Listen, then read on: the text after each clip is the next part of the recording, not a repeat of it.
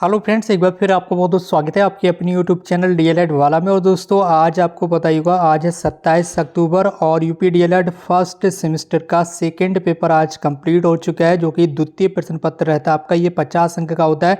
इस पेपर को जो आज आपने कंप्लीट किया है, पेपर देकर आए, आज इसका कंप्लीट सॉल्यूशन आज की इस वीडियो में आपको देखने के लिए मिलने वाला है। तो चलिए दोस्तों, आज के इस वीडियो को स्टार्ट करते हैं, दिखाते हैं आपको आज के इस प्रश्न पत्र का कंप्लीट सॉल्यूशन। सबसे पहले तो इसमें आपको ऑब्जेक्टिव क्वेश्चन देखने के लिए मिले थे, आप देख सकते होंगे। और सबसे पहला प्रश्न था इसमें आपको पूर्ण से अंश की ओर, इसका शिक्षण सूत्र जो है वो यहाँ पर किससे संबंधित है वो आपको बताना है, यानी कि किसने इस शिक्षण सूत्र को दिया था पूर्ण से अंश की ओर। ठीक है, ये जो शिक्षण सूत्र है वो किस मनोवैज्ञानिक के द्वारा दिया गया था वो आपको बताना होगा। ठीक है, तो चलिए सबसे पहला प्रश्न आपको बताना है किस मनोवैज्ञानिक अवधारणा पर यह आधारित है। तो सबसे पहला ऑप्शन है इसमें आपका गेस्टाल्ट मनोविज्ञान, जो कि राइट आंसर हो जाएगा। ठीक है, प्रश्न संख्या 1 का राइट आंसर हो जाएगा आपका गेस्टाल्ट मनोविज्ञान। प्रश्न संख्या 2 आपके सामने स्क्रीन पर है, जिसमें आपसे पूछा गया था कि बच्चों में कल्पना शक्ति का विकास किया जा सकता है किसके द्वारा।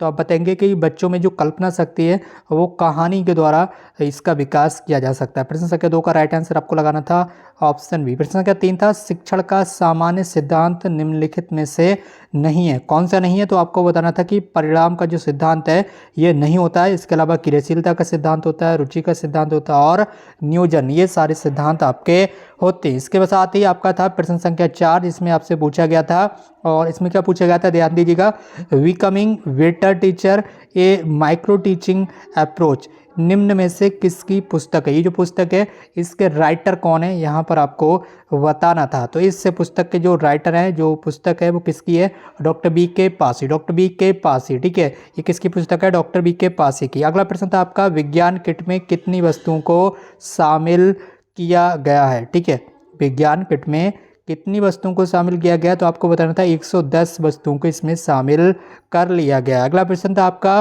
प्रश्न संख्या 6 था प्रश्नोत्तर विधि के जनक है। तो आपको 10 बार बता चुके हैं हम कि प्रश्नोत्तर विधि के जनक सुकरात, बार बार आपको पढ़ाया गया था। मॉडल पेपर में लगातार क्वेश्चन दिए गए थे कि याद कर लीजिएगा, इन्हीं से आपको प्रश्न देखने के लिए मिल जाएंगे। तो ज़्यादातर मॉडल पेपर से ही आपको क्वेश्चन यहाँ पर देखने के लिए मिले हैं। अगला प्रश्न था यहाँ पर पाठ प्रस्तावना कौशल का आधार बिंदु क्या है। ठीक है, जो पाठ प्रस्तावना होती है इसमें कौशल का, पाठ प्रस्तावना जो कौशल है इसका आधार बिंदु है आपका पूर्व ज्ञान। ठीक है, किससे रिलेटेड होती है, ये पूर्व ज्ञान से रिलेटेड होती है। संप्रेषण के कौन कौन से घटक होते हैं, कम्युनिकेशन के कौन कौन से घटक होते हैं, तो इसमें प्रेषक होता है, संदेश होता है, ग्राही होता है। तो ये सब संप्रेषण के घटक है, तो आप बता देंगे ये सभी। ऑप्शन डी आपका राइट आंसर हो जाएगा, यानी कि ऑप्शन 4 आपका राइट आंसर। प्रश्न संख्या 9 है आपका किस सूत्र का संबंध आगमन विधि से, किस सूत्र का संबंध आगमन विधि से, ये आपको बताना था।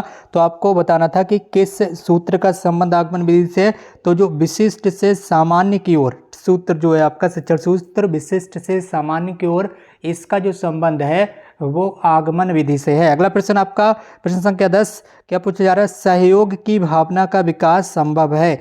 किसमें होता है सहयोग की भावना का विकास, जब बच्चे समूह कार्य में कुछ कार्य करते हैं। ठीक है, किससे सहयोग की भावना का विकास होता है, समूह कार्य में। ठीक है, समूह में जब बच्चे कार्य करते हैं, ठीक है, कुछ भी करें वो, तो इससे सहयोग की भावना का विकास होता है, एक दूसरे का हाथ बटाते हैं। तो इस यहाँ पर आपको प्रश्न संख्या 10 का राइट आंसर ऑप्शन ए लगाना था।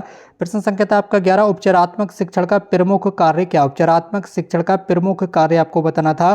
तो आप बताएंगे कि दोषपूर्ण अध्ययन और शिक्षण से संबंधित समस्याओं को दूर करना ही उपचारात्मक शिक्षण का प्रमुख कार्य यहाँ पर आपको बताना था। इसके बाद है अगला प्रश्न आपका प्रश्न संख्या 12 पूछा जा रहा है आपसे, पाठ योजना का प्रथम बिंदु निम्नलिखित में से कौन सा है। ठीक है, पाठ योजना का पहला बिंदु निम्नलिखित में से कौन सा है। तो आपको बताना था कि पाठ योजना का जो प्रथम बिंदु है वो उद्देश्य कथन होता है। कौन सा होता है, उद्देश्य होता है उसमें। ठीक है, सबसे पहले प्रश्न संख्या 13 था आपका सूक्ष्म शिक्षण पद्धति के जन्मदाता आखिर आपको कौन है। ठीक है, सूक्ष्म शिक्षण पद्धति माइक्रो टीचिंग। ठीक है, तो आपको बताना है कि सूक्ष्म शिक्षण पद्धति के जो जन्मदाता हैं वो कौन है, वो डी एलन। कौन है, डी एलन। ठीक है, अगला प्रश्न आपका आपके सामने स्क्रीन पर लीजिएगा, देखिएगा।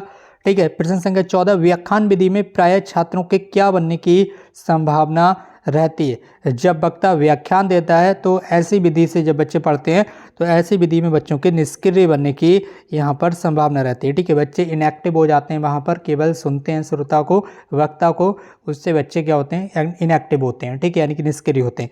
प्रश्न संख्या आपका 15, शिक्षण अधिगम प्रक्रिया में शिक्षण के कितने ध्रुव हैं, कितने पोल हैं? तो आपको पता ही होगा, इसमें आपके टोटल जो है वो है 3 पोल। कितने? 3 पोल। ठीक है, 3 पोल होते हैं शिक्षण अधिगम प्रक्रिया में। ठीक है, अगला प्रश्न अब आपको पता ही होगा, यहाँ 15 तक आपके ऑब्जेक्टिव क्वेश्चन हो गए।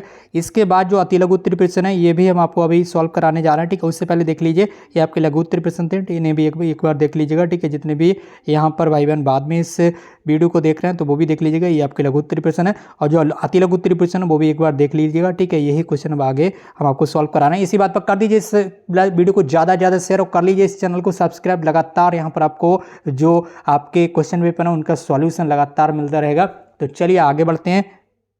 इसी क्रम में हम आगे बढ़ रहे हैं और यहाँ पर ये आज का हल प्रश्न पत्र शिक्षण अधिगम सिद्धांत के, जो यहाँ पर आपके अति लघु उत्तरीय प्रश्न आ चुके हैं। और इसमें सबसे पहला प्रश्न था, शिक्षण से क्या अभिप्राय है? तो आप बता सकते थे कि शिक्षण वह प्रक्रिया है जिसके माध्यम से शिक्षक जो है वो विद्यार्थियों को ज्ञान, कौशल, दृष्टिकोण और व्यवहार में परिवर्तन लाने हेतु प्रेरित कर सकता है। इसके बाद था प्रश्न संख्या 17, शाब्दिक संप्रेषण के 2 प्रमुख प्रकार बता दीजिए। तो इसमें मौखिक संप्रेषण हो सकता है और लिखित संप्रेषण भी हो सकता है। अगला प्रश्न था आपका, शिक्षण सूत्रों के कोई 2 लाभ बताइए। तो शिक्षण को मनोवैज्ञानिक बनाते हैं। ठीक है, शिक्षण सूत्र जो है वो शिक्षण को क्या करते हैं, मनोवैज्ञानिक बना देते हैं और विद्यार्थी के अधिगम को सरल और प्रभावी बनाते हैं।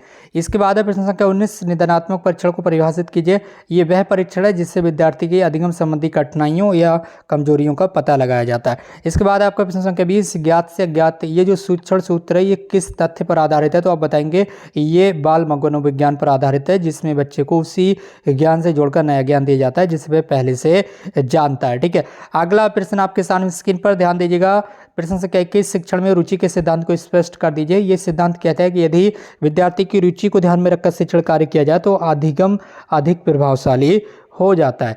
अगला प्रश्न था आपका 22 नंबर प्रश्न, रीइंफोर्समेंट यानी कि पुनर्बलन शिक्षण कौशल का उद्देश्य बताइए। ठीक है, पुनर्बलन शिक्षण कौशल का क्या उद्देश्य है? तो इसका उद्देश्य विद्यार्थियों को वांछनीय व्यवहार को प्रोत्साहित करना और अवांछनीय व्यवहार को रोकना है। इसके बाद था आपका प्रश्न संख्या 23, अनुदेशन से क्या अभिप्राय है? तो अनुदेशन शिक्षण का वह भाग है जिसमें शिक्षक योजनाबद्ध तरीके से विषय वस्तु प्रस्तुत करता है ताकि विद्यार्थी अधिगम यानी कि कुछ सीख सकें, लर्निंग कर सकें। इसके बाद है आपका प्रश्न संख्या 24, श्यामपट्ट शिक्षण कौशल के घटक लिख दीजिए। तो श्यामपट्ट का उचित उपयोग किया जाना चाहिए, लिखावट की स्पष्टता रहनी चाहिए, इसके साथ ही उपयुक्त गति रहना चाहिए, ज़्यादा तेज गति से नहीं लिखना चाहिए, विद्यार्थियों का ध्यान आकर्षण रहना चाहिए। यहाँ पर श्यामपट्ट कौशल प्रथम है। अगला प्रश्न था आपका प्रश्न संख्या 25, खेल पर आधारित 2 शिक्षण विधियों के नाम बता दीजिए। तो इसमें नाट्य विधि हो सकती है और भूमिका निर्वह यानी कि रोल प्ले विधि भी हो सकती है। अगला प्रश्न था आपका प्रश्न संख्या 26, न्यूनतम अधिगम स्तर का अर्थ स्पष्ट कर दीजिए। तो वह स्तर जिस पर विद्यार्थी किसी विषय का न्यूनतम आवश्यक ज्ञान, कौशल या योग्यता प्राप्त कर ले उसे न्यूनतम अधिगम स्तर कह सकते हैं। इसके बाद है प्रश्न संख्या 27, बाल केंद्रित शिक्षण की 2 विशेषताएं बताइए। तो शिक्षण में बच्चे की रुचि, गति, आवश्यकता का ध्यान रखा जाता है, शिक्षक मार्गदर्शक और सहायक की भूमिका निभाता है। इसके बाद है प्रश्न संख्या आपका 28, क्षेत्रीय पर्यटन शैक्षिक विधि को परिभाषित कीजिए। इसमें आप बता सकते हैं कि ये जो विधि है वह है जिसमें विद्यार्थियों को वास्तविक स्थानों पर ले जाकर प्रत्यक्ष अनुभव के माध्यम से शिक्षण कराया जाता है। इसके बाद है प्रश्न संख्या 29 आपका। प्रश्न संख्या 29 आपसे पूछा जा रहा है कि शिक्षण उद्देश्यों के आधार पर प्रश्नों का वर्गीकरण कीजिए। तो प्रश्न हो सकते हैं आपके ज्ञानात्मक प्रश्न, समझात्मक प्रश्न और अनुप्रयोगात्मक प्रश्न। अगला प्रश्न था आपका प्रश्न संख्या 30, शिक्षण प्रक्रिया को कौशल के रूप में सर्वप्रथम किस संस्था ने अध्ययन किया? तो ये अध्ययन जो किया था वो था स्टैनफोर्ड विश्वविद्यालय। ठीक है, स्टैनफोर्ड विश्वविद्यालय ने सर्वप्रथम सूक्ष्म शिक्षण यानी कि मैक्रो टीचिंग के रूप में इसका अध्ययन किया। तो दोस्तों ये था आपका सेकंड पेपर शिक्षण अधिगम के सिद्धांत का।